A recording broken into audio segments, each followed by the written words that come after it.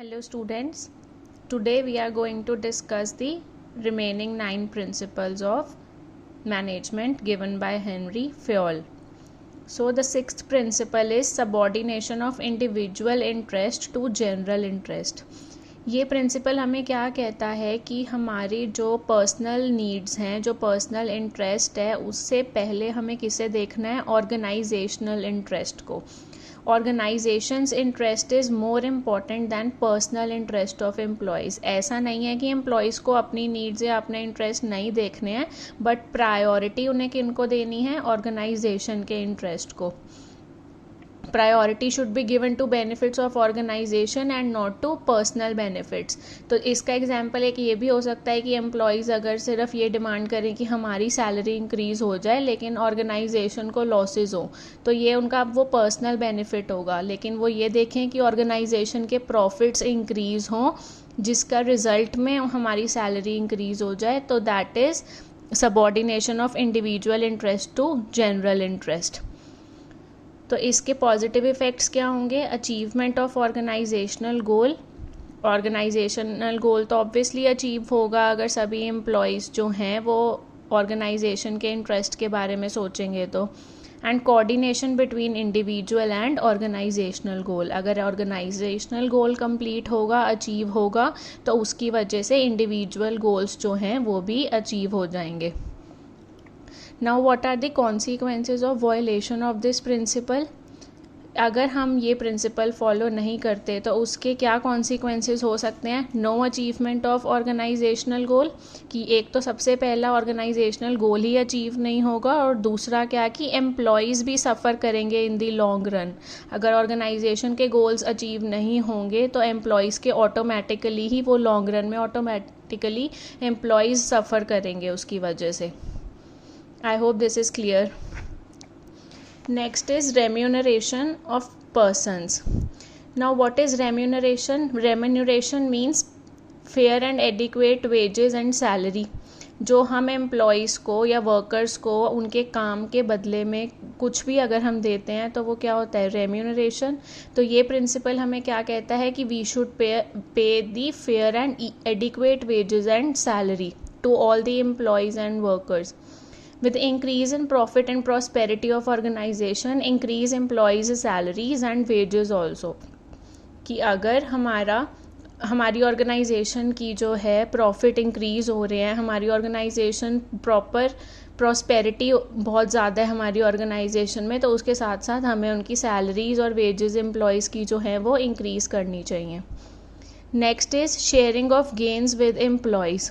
तो अगर हमारे प्रॉफिट्स ज़्यादा हैं तो हम उनको भी जो है अपने एम्प्लॉयज़ के साथ शेयर करें. पे as per the financial capacity of your firm. और रेम्यूनरेशन का ये मीनिंग नहीं है कि आपको ज़्यादा पे करना है एम्प्लॉयज़ को, जबकि आपको क्या करना है, अपनी फाइनेंशियल कैपेसिटी के अकॉर्डिंग ही जो है वो एम्प्लॉयज़ को पे करना है. इस प्रिंसिपल के पॉजिटिव इफ़ेक्ट्स क्या होंगे? Employees get motivated. अगर हम उन्हें प्रॉफिट्स में जो है शेयर देंगे, एडिक्वेट वेजेस देंगे, सैलरीज देंगे, तो उससे एम्प्लॉयज़ मोटिवेट होंगे और एफिशिएंटली काम कर पाएंगे. And devotion and commitment of employees improves. और इससे क्या होगा, जो एम्प्लॉयज़ की डिवोशन और कमिटमेंट है towards the organisation, it will get improved. Now what are the consequences of violation of this principle? Increase in turnover of employees. अगर तो ये प्रिंसिपल फॉलो नहीं होगा, उन्हें प्रॉपर रेम्यूनरेशन नहीं मिलेगी, तो एम्प्लॉयज़ जो हैं वो बहुत जल्दी ऑर्गेनाइजेशन को क्या कर देंगे, लीव कर देंगे. And also there will be dissatisfaction and demotivation of employees. क्योंकि हर कोई अगर वर्क कर रहा है तो इसका एक मोटिव जो है वो जो प्रॉपर पे है, पे फेयर जो उसकी पेमेंट है, वो उसका एक मेन मोटिव होता है. और अगर वही उसे नहीं मिलेगी तो it will lead to dissatisfaction and demotivation. Now next is centralisation and decentralisation. Now what does this principle means combination of centralisation and decentralisation. तो फ्योल ने क्या कहा कि सेंट्रलाइजेशन और डिसेंट्रलाइजेशन, ना तो सिर्फ ऑर्गेनाइजेशन में प्रॉपर सेंट्रलाइजेशन होनी चाहिए, ना डिसेंट्रलाइजेशन होनी चाहिए. Centralisation means all the authority is in the hands of top level management only, and decentralization means that all the levels have the authority and all the managers at working at all the different levels can take decisions. तो Fayol ने क्या कहा कि एक organisation में क्या होना चाहिए, combination of centralisation as well as decentralisation. जो की डिसीजन है वो कौन ले, टॉप मैनेजमेंट, और जो रूटीन डिसीजंस हैं वो कौन ले सकते हैं, मिडल लेवल वाले और लोअर लेवल मैनेजमेंट दोनों. ऐसा नहीं है कि सारे डिसीजंस सिर्फ टॉप मैनेजमेंट ले. की डिसीजंस जो लेने हैं कंपनी से रिलेटेड वो कौन ले सकता है, टॉप मैनेजमेंट, और जो रूटीन डिसीजंस हैं वो कौन लेगा, middle level management and lower level management. इसके पॉजिटिव इफ़ेक्ट्स क्या होंगे, हमें benefits of centralisation as well as decentralisation दोनों मिल पाएंगे और हमारे डिसीजंस जो हैं वो फास्ट हो पाएंगे. There will be fast decisions at operational level and strict control by the top level. तो दोनों का जो है हमें बेनिफिट मिल पाएगा. Now what are the consequences of violation of this principle. अगर हम ये प्रिंसिपल को फॉलो नहीं करेंगे, अगर हम कंप्लीट सेंट्रलाइजेशन कर देंगे तो there will be delay in decision, क्योंकि सब काम टॉप लेवल मैनेजमेंट को ही करना पड़ेगा और अगर सब काम उन्हें ही करना है तो हमारे डिसीजंस जो हैं वो डिले होते रहेंगे. और लेकिन कंप्लीट डिसेंट्रलाइजेशन कर दी तो मिसयूज़ हो सकता है अथॉरिटी का. तो इसलिए हमें क्या करना है, there should be a combination of centralisation and decentralization. Next is principle of scalar chain. Scalar chain का मतलब क्या होता है, to follow a proper line of authority और hierarchy of managers for communicating every information. कि एक हमारे पास जो है प्रॉपर चेन होनी चाहिए, प्रॉपर एक लाइन होनी चाहिए कम्युनिकेशन की. अगर फॉर एग्जाम्पल यहाँ पे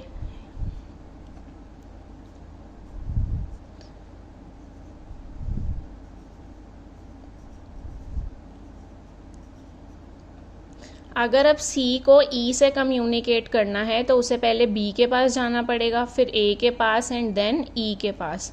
और C को F से कम्युनिकेट करना है तो C को पहले B के पास जाना पड़ेगा, फिर A then E then F. तो इसकी वजह से हमारे पास क्या होगा, डिले हो सकता है काफ़ी. स्केलर चेन का प्रिंसिपल तो फॉलो कर सकते हैं. स्केलर चेन जो है वो फ्योल ने क्या बोला था कि हमें स्केलर चेन फॉलो करनी चाहिए. That means following a proper line of authority for communicating every information.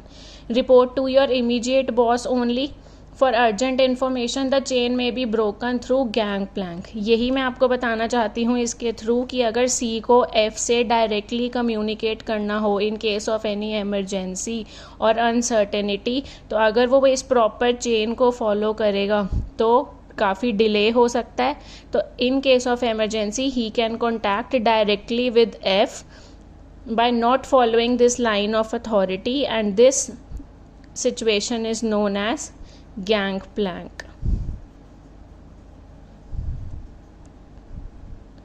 Now what are the positive effects? Systematic flow of information and there will be no communication gap in the organization. And what are the consequences of violation of this principle? कि there may be communication gap, कि एक जगह से सबके पास जाना हो, अगर E पे ही रुकना हो तो F को नहीं पता लगेगा कि क्या communication हुई थी.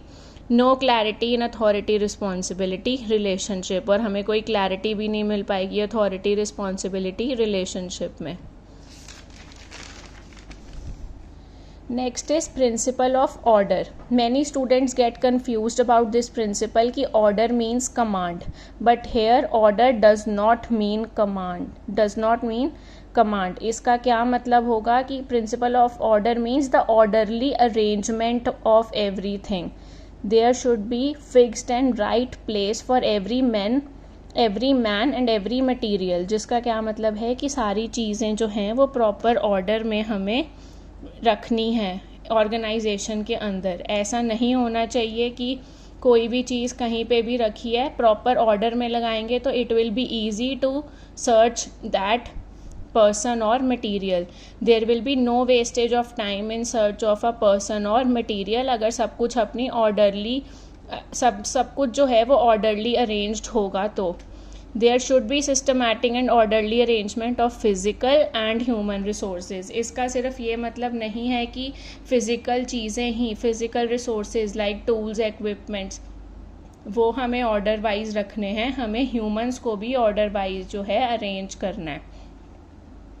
Positive effects, no wastage of time in search of man और मटेरियल। अगर हमें किसी भी पर्सन को ढूंढना है या मटेरियल को, तो उसके लिए हमें ज़्यादा टाइम नहीं लगाना पड़ेगा अगर हमें पता होगा कि ऑर्डरली अरेंजमेंट है और कौन सी चीज़ कहाँ पे है।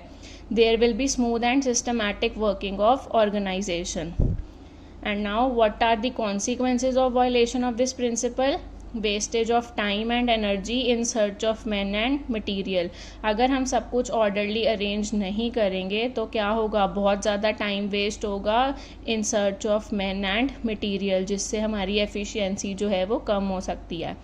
Not able to contact the people at the right time. और अगर सब कुछ ऑर्डरली अरेंज नहीं होगा तो मे भी ऐसा हो सकता है कि हम राइट टाइम पे राइट चीज़ भी ढूंढ ना पाएँ और राइट पर्सन को कॉन्टैक्ट भी ना कर पाएँ। Thank you. The remaining principles we will discuss in the next video.